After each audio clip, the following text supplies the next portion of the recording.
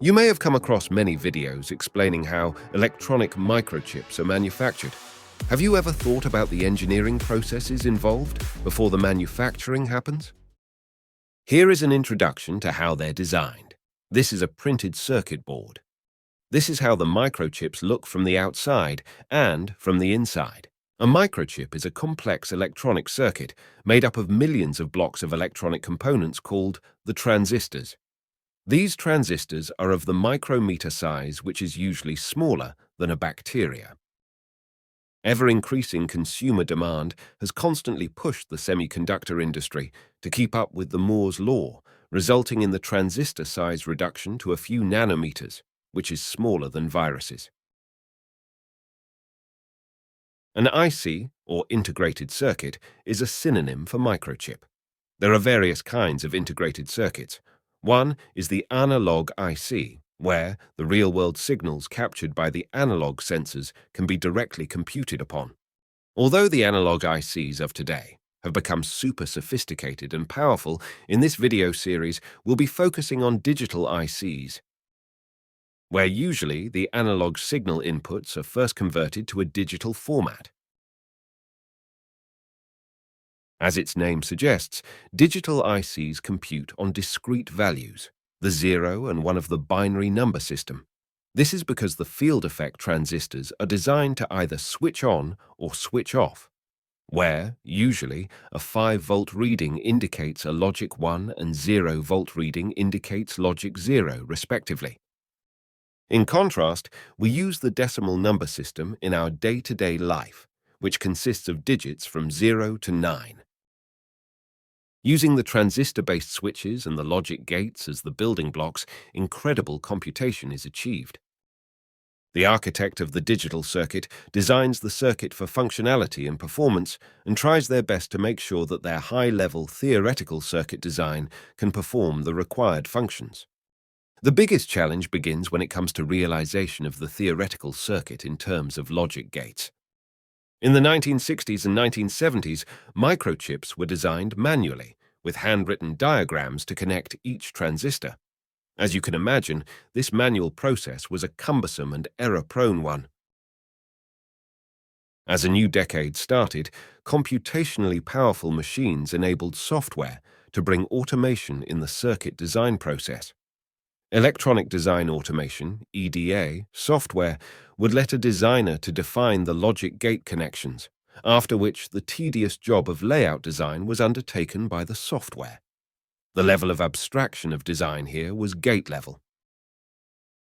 By 1980s, the design requirements were so complex, it led to the emergence of programming languages for defining hardware behavior.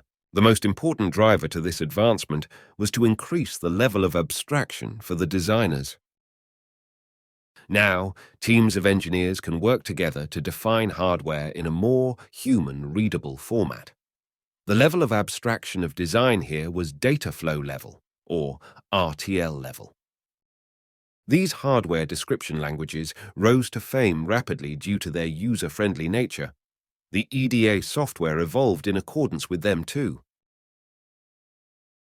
By late 1985, engineers were not only able to design, but also able to simulate the functionality and mimic the behavior of the digital circuit with various input stimulus in the software itself. Every new generation of microchips led to more powerful computers, which in turn helped EDA companies to create more powerful automation software. This circle of EDA-led design and development has continued for decades together. After the RTL design passes the simulation successfully, it is then converted into a gate-level netlist using a synthesis software. This is followed by tens of other design for test and back-end engineering processes which are as tedious and can go on for years together before the chip is actually manufactured. VHDL was created by the US government in 1983. Subsequently, Verilog was created by Mr. Prabhu Goel and 2 others in 1984. It is important to note that these HDLs are of the data flow, structural, and concurrent paradigm, which is different to the software programming language paradigms. When Verilog and VHDL was being designed, this evolution of design process played an important role to bring the flexibility of abstraction in the languages. Thanks to their flexibility, industry-driven evolution, and sometimes for legacy reasons, VHDL and Verilog still remain at large the go-to HDLs for IC design.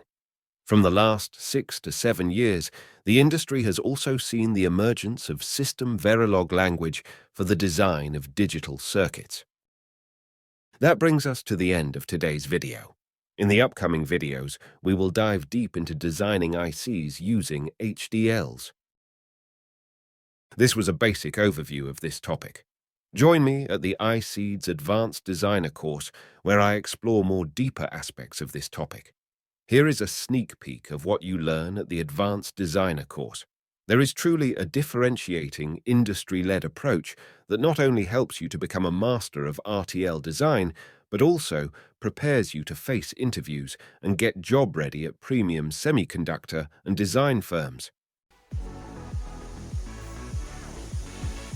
Explore the entrance exams and check your eligibility for this course at www.iseed.com.